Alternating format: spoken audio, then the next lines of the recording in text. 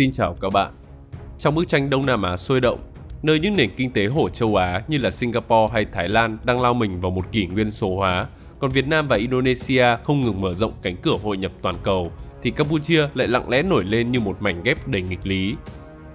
Từ tàn tích của chế độ Khmer Đỏ vào những năm 1970 đến những thách thức đương đại như sự bất bình đẳng thu nhập nhất nhì ASEAN, tham nhũng len lỏi vào hệ thống chính trị và sự phụ thuộc nặng nề vào viện trợ quốc tế, cùng với một ngành may mặc dễ tổn thương, Campuchia dường như đang vật lộn để bắt nhịp với nhịp điệu phát triển chung. Để có cái nhìn rõ hơn về vấn đề này, các bạn hãy cùng chúng mình tìm hiểu ngay bây giờ nha.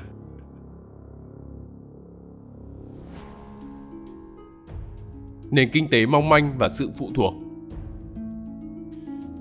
Hơn 2 thập kỷ qua, Campuchia là một trong những nền kinh tế tăng trưởng nhanh nhất khu vực Đông Nam Á, với mức tăng trưởng GDP trung bình hàng năm luôn ở ngưỡng ấn tượng trên 7% cho đến trước đại dịch, và trong năm 2024 đạt 46,1 tỷ đô la với mức tăng trưởng 6,1%, còn năm 2025 ước đạt 48,8 tỷ đô la.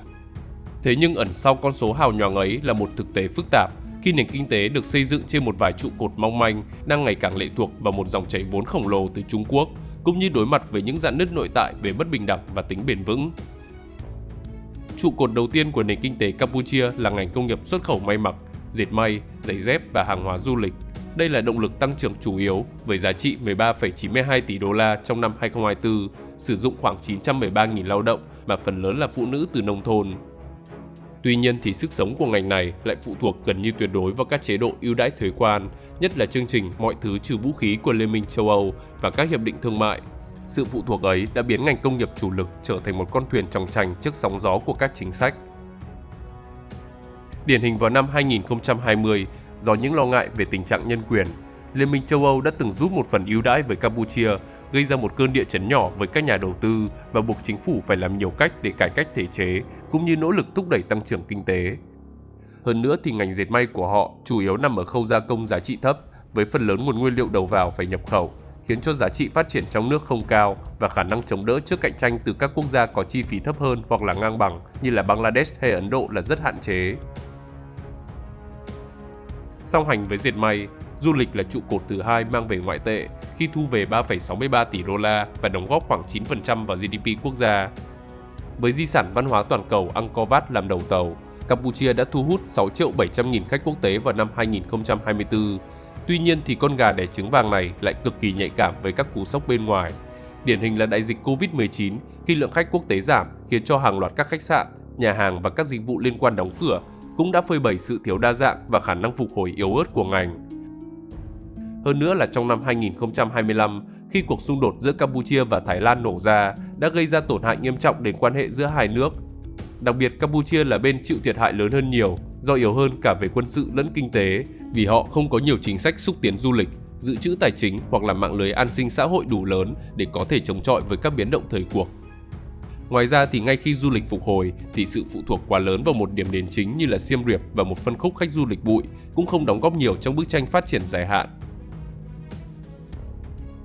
Bên cạnh đó thì Campuchia còn phải đối mặt với một vấn đề nội tại nan giải hơn, đó là sự bất bình đẳng thu nhập ngày càng lớn. Nền kinh tế tăng trưởng nhanh trong những thập kỷ qua nhưng chủ yếu tập trung ở các đô thị và chủ yếu là nhóm nhỏ có quan hệ với giới chính trị. Trong khi các siêu đô thị và khu nghỉ dưỡng sang trọng mọc lên, đại đa số nông dân Campuchia vẫn sống dựa vào ngành nông nghiệp tự cung tự cấp với mức thu nhập bấp bênh cùng với khả năng tiếp cận các dịch vụ xã hội cơ bản còn rất hạn chế. Tính đến năm 2024, bình quân đầu người của Campuchia là 2.683 đô la, nhưng có tới 17,7% dân số đang sống ở dưới mức nghèo khổ, chỉ kiếm ít hơn 2,7 đô la một ngày. Sự chênh lệch này không chỉ là một vấn đề xã hội mà còn là một rào cản cho phát triển bền vững vì nó hạn chế sức mua của đại chúng và làm suy yếu nền tảng ổn định lâu dài cần có cho tăng trưởng.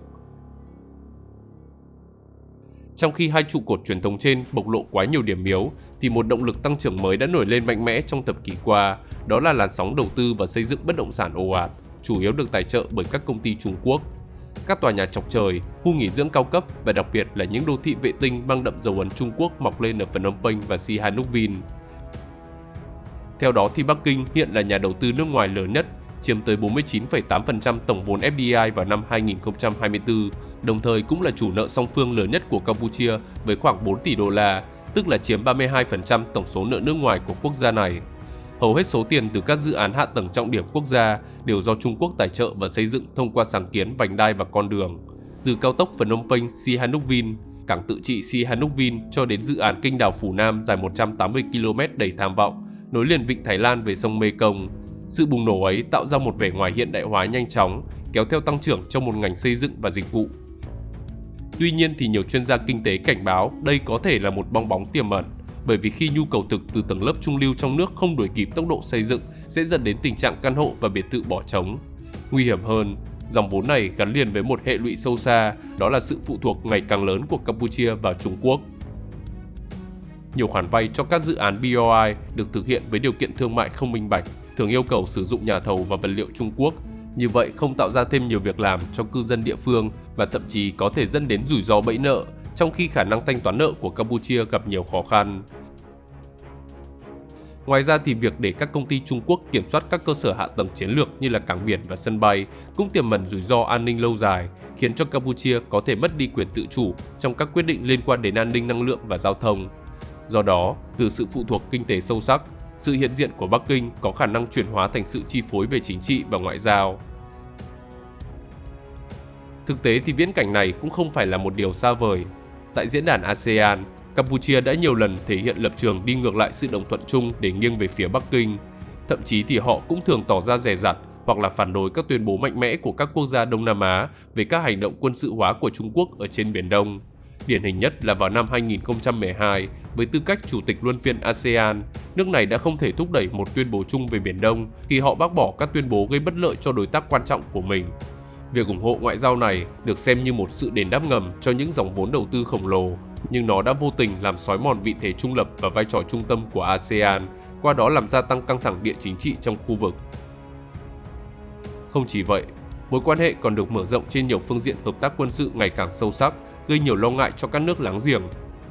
Việc Trung Quốc tài trợ và trực tiếp tham gia nâng cấp căn cứ hải quân RIM ở Sihanouk Vinh, cùng với việc hai nước thường xuyên tổ chức các cuộc diễn tập quân sự chung, điển hình là Rồng Vàng 2025 đã thắp lên những hồi chuông báo động về sự hiện diện của Trung Quốc ở vịnh Thái Lan. Dù cả Campuchia và Trung Quốc đều phủ nhận các cáo buộc, nhưng các tình báo và phân tích từ phương Tây đã liên tục cảnh báo về khả năng quân đội Trung Quốc sẽ được phép tiếp cận và sử dụng căn cứ này. Nếu điều ấy trở thành sự thực, Campuchia sẽ không chỉ là một đối tác kinh tế mà còn trở thành một bàn đạp chiến lược cho sự hiện diện quân sự của Trung Quốc ở Đông Nam Á. Điều này sẽ đe dọa trực tiếp đến an ninh khu vực cũng như làm phức tạp hóa quan hệ của Campuchia với các nước như là Việt Nam, Thái Lan và Mỹ.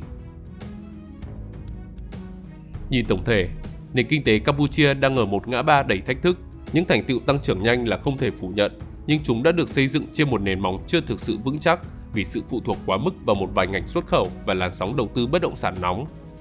Đặc biệt là việc gắn chặt vận mệnh kinh tế của mình vào một đối tác duy nhất cũng tạo ra một mối liên kết đa chiều phức tạp, từ kinh tế, chính trị cho đến an ninh, làm thu hẹp không gian lựa chọn chiến lược của quốc gia.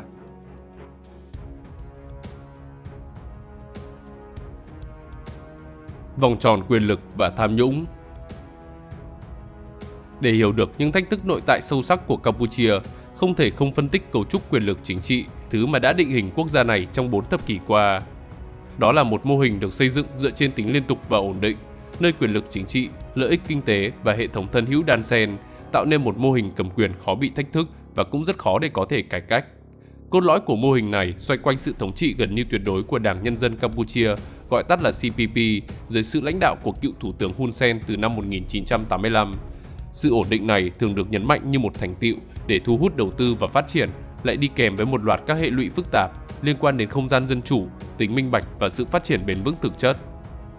Tuy nhiên thì sự kiên cố của CPP không phải là một hiện tượng ngẫu nhiên, vì đây là kết quả của một quá trình xây dựng quyền lực có hệ thống, bắt nguồn từ sự phục hồi sau thảm họa Khmer Đỏ và được củng cố qua các cuộc bầu cử. Nhưng trong khoảng hơn một thập kỷ trở lại đây, không gian chính trị cho các tiếng nói đối lập đã bị thu hẹp đáng kể. Đỉnh điểm là vào năm 2017, khi Tòa án tối cao tuyên bố loại bỏ 55 ghế trong Quốc hội của Đảng Cứu quốc Campuchia. Đây là đảng đối lập chính và có ảnh hưởng lớn nhất lúc bấy giờ. Đồng thời tất cả 118 quan chức của đảng này đã bị cấm tham gia chính trị trong 5 năm. Phán quyết được đưa ra với lý do ngăn chặn âm mưu phản quốc dưới sự giúp đỡ từ bên ngoài, mà nổi bật nhất là Mỹ. Tuy nhiên thì lãnh đạo của đảng khi đó là ông Kem Sokha đã cho biết cáo buộc là sai sự thật và đó chỉ là mưu đồ để củng cố quyền lực cho ông Hun Sen. cấu trúc quyền lực đơn cực còn đạt đến một bước ngoặt mang tính biểu tượng. Vào năm 2023, sau 38 năm cầm quyền, ông Hun Sen đã thực hiện chuyển giao vị trí thủ tướng cho con trai của mình là Hun Manet. Điều đáng nói là sự chuyển giao này không thông qua một cuộc đấu tranh nội bộ gay gắt hay là sự thay đổi ý thức hệ, mà được chuẩn bị như việc chuyển ngôi trong gia tộc. Theo đó thì tân thủ tướng là một cựu sinh viên tốt nghiệp Học viện Quân sự West Point của Mỹ và có bằng tiến sĩ kinh tế tại Đại học Bristol tại Anh, được giới thiệu như một gương mặt mới, hiện đại, có học thức để dẫn dắt đất nước. Tuy nhiên thì cách thức chuyển giao này bất chấp tính hợp hiến về mặt thủ tục và củng cố một hệ thống chính trị mang đậm tính gia tộc, khi mà CPP giành chiến thắng áp đảo với hơn 84% số phiếu bầu. Nó đặt ra câu hỏi về tính mở và cơ hội thực sự cho các tài năng lãnh đạo khác bên ngoài vòng tròn quyền lực hẹp. Mặc dù sự khép kín mang lại sự ổn định tức thời cho bộ máy lãnh đạo, nhưng mô hình gia đình trị tiềm ẩn những rủi ro lâu dài về xung đột lợi ích và sự thiếu vắng những ý tưởng đổi mới mạnh mẽ từ nhiều góc độ khác nhau, trong khi đổi mới được coi là động lực cho sự thích ứng và phát triển của một quốc gia. Ngoài ra thì sự thu hẹp không gian chính trị và xã hội dân sự đã dẫn đến những vấn đề về tự do ngôn luận và vấp phải sự chỉ trích từ cộng đồng quốc tế. Các tổ chức như Liên Hợp Quốc, Ân xá quốc tế hay là Freedom House thường xuyên đưa Campuchia vào nhóm quốc gia có mức độ tự do thấp dựa trên các vụ bắt giữ và xét xử mà họ cho là có mang yếu tố chính trị. Đối tượng bị nhắc đến khá đa dạng, từ các nhà hoạt động môi trường, nhân quyền, công đoàn lao động cho đến những nhà báo độc lập. Chẳng hạn như để chuẩn bị cho cuộc tổng tuyển cử quan trọng vào tháng 7 năm 2023, chính phủ đã đình chỉ hoạt động của các phương tiện truyền thông trực tuyến và cho đóng cửa Đài Tiếng Nói Dân Chủ. Mục đích của hành động này là nhằm hạn chế khả năng tiếp cận của công chúng trước các quan điểm phê phán chính phủ và nhấn mạnh vai trò của các cơ quan truyền thông có liên kết trực tiếp với đảng cầm quyền. Nhưng không dừng lại ở nội dung về chính trị, mảng báo chí về môi trường cũng bị đe dọa. Vào đầu năm 2025, một nhà báo Anh Gerald Flynn đã bị bắt khi mà điều tra về nạn phá rừng và vấn đề môi trường. Đồng cảnh ngộ thì nhà báo môi trường Ốc Mao cũng đã bị bắt vào tháng 5 năm 2025 sau khi ông đưa tin về nạn khai thác gỗ trái phép trong khu vực bảo tồn động vật hoang dã. Những diễn biến này khiến không gian hoạt động của xã hội dân sự ngày càng chật hẹp, đồng thời vấp phải các phản ứng và kiến nghị từ nhiều tổ chức phi chính phủ cho rằng Campuchia cần tìm lại sự cân bằng giữa ổn định chính trị, quản lý xã hội và các chuẩn mực phổ quát về quyền con người. Hệ quả tất yếu và nghiêm trọng nhất của một cấu trúc quyền lực tập trung đó chính là nạn tham nhũng. Tình trạng đục khoét này ở Campuchia không đơn thuần là những vụ việc cá biệt mà đã trở thành một phần cấu trúc, một cách thức vận hành của hệ thống. Mức độ cấp báo của vấn đề được thể hiện qua báo cáo từ chỉ số nhận thức tham nhũng của Tổ chức Minh bạch Quốc tế, khi Campuchia xếp ở vị trí 158 trên thế giới và đứng thứ 2 ở Đông Nam Á. Trong một môi trường khép kín thì sự phân biệt giữa lợi ích công và tư trở nên mờ nhạt. Mô hình chủ nghĩa thân hữu phát triển mạnh, nơi các hợp đồng nhà nước, giấy phép kinh doanh, quyền sử dụng đất đai và tài nguyên thiên nhiên như là gỗ, khoáng sản thường được trao quyền cho các doanh nghiệp có mối liên hệ mật thiết với giới chức CPP hoặc là quân đội, thay vì thông qua quy trình đấu thầu minh bạch và cạnh tranh. Điều này đã tạo ra một tầng lớp tư bản thân hữu giàu lên nhanh chóng, trong khi ngân sách công và tài nguyên quốc gia bị thất thoát. Gia đình cựu Thủ tướng Hun Sen còn được đưa vào tầm ngắm của các báo cáo tham nhũng. Một dẫn chứng nổi bật là báo cáo của Global Witness vào năm 2016 phơi bày cách gia đình Hun Sen, bao gồm các con và cháu, đã nắm giữ cổ phần của ít nhất 114 doanh nghiệp với giá trị ước tính lên tới 200 triệu đô la. Ngoài ra thì tài sản ước tính của gia đình dao động từ 500 triệu cho đến 4 tỷ đô la khi bao gồm các tài sản và cổ phần ở nước ngoài. Mặc dù ông Hun Sen từng công khai thu nhập của mình chỉ đến từ tiền lương 13.800 đô la, nhưng khi người ta thấy ông xuất hiện với những chiếc đồng hồ trị giá hàng triệu đô la, hay là đệ nhất phu nhân là bà Bun Rani cũng xuất hiện với trang phục và phụ kiện đắt đỏ, đã làm dấy lên không ít những nghi ngờ và chỉ trích từ người dân. Chưa dừng lại ở đó, vào năm 2025, doanh nhân Heng City đã cáo buộc Hun To, cháu trai của Hun Sen, nhận 9 triệu đô la từ nhà đầu tư của Trung Quốc để hỗ trợ dự án mỏ ở tỉnh Mondulkiri nhưng không thực hiện, đã dẫn đến tranh cãi công khai và đe dọa kiện tụng. Tuy nhiên thì vị doanh nhân này sau đó đã bị bắt với cáo buộc tống tiền có tình tiết tăng nặng. Trong khi hệ thống tư pháp vốn là công cụ then chốt để chống tham nhũng và bảo vệ công lý, lại thường bị xem là thiếu tính độc lập, chịu ảnh hưởng từ các áp lực chính trị và kinh tế, trở thành mắt xích yếu nhất trong hệ thống liêm chính của Campuchia. Nó không chỉ làm suy yếu niềm tin của người dân vào pháp luật mà còn tạo ra một vòng luẩn quẩn, vì tham nhũng làm suy yếu thể chế, còn thể chế thì không thể chống lại tham nhũng. Hậu quả là nạn tham nhũng bao trùm lên toàn xã hội, làm gia tăng chi phí sản xuất và kinh doanh, thủ tục rườm rà, khiến cho quốc gia này không thu hút được nhiều dòng vốn đầu tư nước ngoài.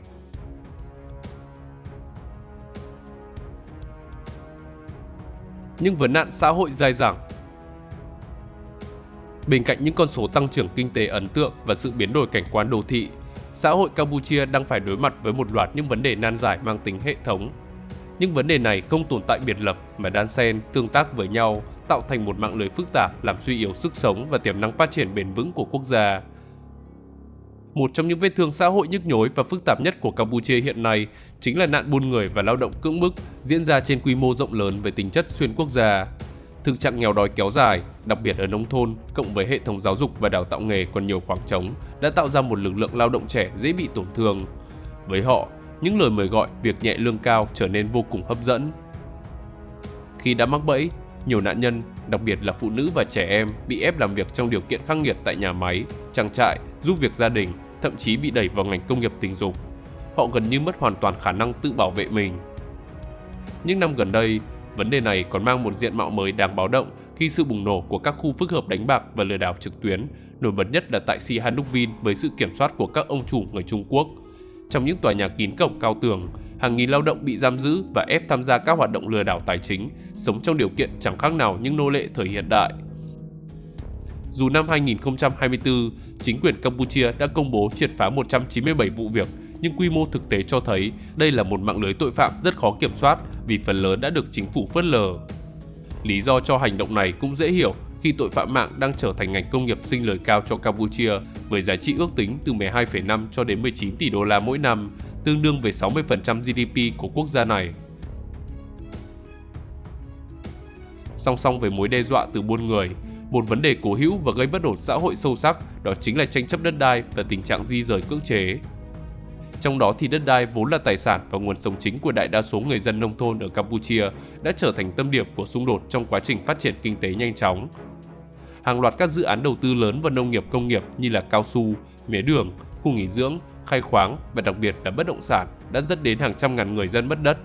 Nhiều trường hợp quá trình cấp đất, nhượng đất cho các doanh nghiệp thiếu tính minh bạch, không có sự tham vấn đầy đủ của cộng đồng và việc bồi thường, tái định cư không tương xứng hoặc là không được thực hiện. Nó biến những cuộc biểu tình, khiếu kiện kéo dài của người dân trở thành một cảnh tượng quen thuộc. Những cuộc di rời cưỡng chế, đôi khi có sự tham gia của lực lượng an ninh, không chỉ tước đi sinh kế của người dân mà còn làm sâu sắc thêm sự bất bình đẳng và làm xói mòn niềm tin vào công lý và chính quyền địa phương. Nó tạo ra một lớp người nghèo đô thị mới, những người mất đất, thiếu kỹ năng, phải vật lộn để tồn tại ở các rìa thành phố đang phát triển. Sự bất an về đất đai này là một rào cản lớn cho sự ổn định xã hội lâu dài và cho bất kỳ nỗ lực nào nhằm giảm nghèo bền vững, khi hơn một nửa dân số vẫn sống phụ thuộc nhiều vào nông nghiệp và tài nguyên thiên nhiên. Những điều này có thể tạo ra một vẻ ngoài bình yên trên bề mặt, nhưng không giải quyết được các nguyên nhân gốc rễ của bất ổn. Các vấn đề xã hội càng trở nên trầm trọng hơn trong bối cảnh môi trường tự nhiên của Campuchia đang bị suy thoái với tốc độ đáng báo động. Trong đó thì yếu tố then chốt dẫn đến suy thoái là việc xây dựng ồ ạt các đập thủy điện ở dòng chính và phụ lưu của sông Mekong, cùng với đó là nạn khai thác tài nguyên thiên nhiên, đặc biệt là gỗ và cát một cách thiếu kiểm soát. Đầu tiên là sông Mekong. Đây không chỉ là con sông mà còn là huyết mạch văn hóa, kinh tế và sinh thái của Campuchia. Tuy nhiên thì hệ thống đập thủy điện, phần lớn là do các công ty Trung Quốc đầu tư, đã làm thay đổi căn bản chế độ thủy văn của dòng sông. Bên cạnh đó thì Campuchia còn có hiện tượng dòng nước đảo ngược xảy ra ở hồ Tonle Sap, tạo nên một cơ chế tự nhiên kỳ diệu. Đây là hồ duy nhất trên thế giới có chảy cả hai chiều theo mùa và giúp hồ nước có sự thay đổi kích thước theo từng mùa. Trong đó thì mùa mưa có diện tích mở rộng lên tới 15.000 km2 với thể tích khoảng 135 tỷ mét khối, còn mùa khô thì có diện tích thu hẹp từ 2.500 cho đến 3.000 km2 với thể tích khoảng 4,5 tỷ mét khối. Ngoài ra thì đây còn là hồ được bồi đắp từ phù sa màu mỡ, một vựa cá nước ngọt lớn nhất thế giới với khoảng 500.000 tấn mỗi năm. Tuy nhiên thì nơi đây đang bị đe dọa do lưu vực nước và phù sa giảm sút, ảnh hưởng trực tiếp đến sự sống của các loài cá và làm giảm độ màu mỡ của đất nông nghiệp. Điều này đã gây ra mất an ninh lương thực, đe dọa sinh kế của các cộng đồng đánh cá và nông dân ven sông, cũng như gia tăng nguy cơ xâm nhập mặn từ biển vào các vùng hạ lưu. Hơn nữa, nạn phá rừng để lấy đất canh tác hay là khai thác vàng và buôn lậu gỗ bất hợp pháp đã làm thu hẹp nhanh chóng diện tích rừng. Ước tính trong năm 2024, quốc gia này đã mất thêm 930 km2 rừng tự nhiên, tương đương với 51 triệu tấn CO2 được lưu trữ, khiến cho bể hấp thụ carbon xói mòn, dẫn đến mất đa dạng sinh học, cũng như tăng nguy cơ bị tổn thương trước các hiện tượng thời tiết cực đoan. Ngoài ra thì riêng khu bảo tồn động vật hoang dã Preland ước tính đã mất khoảng 93,46 km2, hay là khu bảo tồn động vật hoang dã Benper mất khoảng 72,68 km2 do bị tàn phá để lấy đất mở rộng đồn điền cao su và cây điều. Hơn nữa là bất chấp các lệnh cấm khai thác mỏ từ năm 2023, tháng 2 năm 2025, chính phủ đã cấp phép xây dựng nhà máy xi măng trong khu bảo tồn Preland, từ đó làm dấy lên các lo ngại về hệ thống pháp luật và công tác bảo vệ rừng của quốc gia này. Những thay đổi môi trường này không tác động đến mọi người một cách công bằng. Các cộng đồng nghèo ở nông thôn vốn sống phụ thuộc trực tiếp vào các nguồn tài nguyên thiên nhiên như là cá, nước và đất đai chính là nhóm chịu ảnh hưởng nặng nề nhất.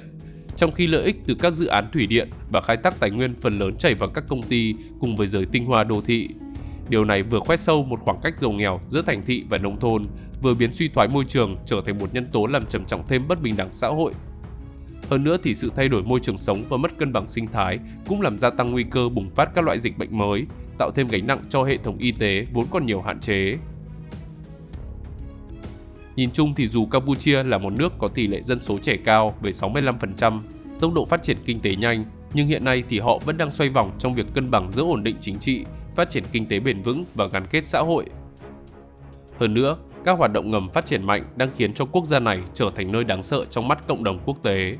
Do đó để cải thiện hình ảnh của mình, chính phủ cần thay đổi một bộ máy quản lý, củng cố nội lực, mở rộng cải cách, đồng thời gắn sự phát triển của đất nước với lợi ích dài hạn của người dân và khu vực. Và trên đây là lý do khiến cho Campuchia bị coi như con bệnh của Đông Nam Á. Các bạn còn biết thêm những vấn đề nào khác? Hãy để lại ý kiến ở phần bình luận nha. Xin chào và hẹn gặp lại các bạn trong những video tiếp theo.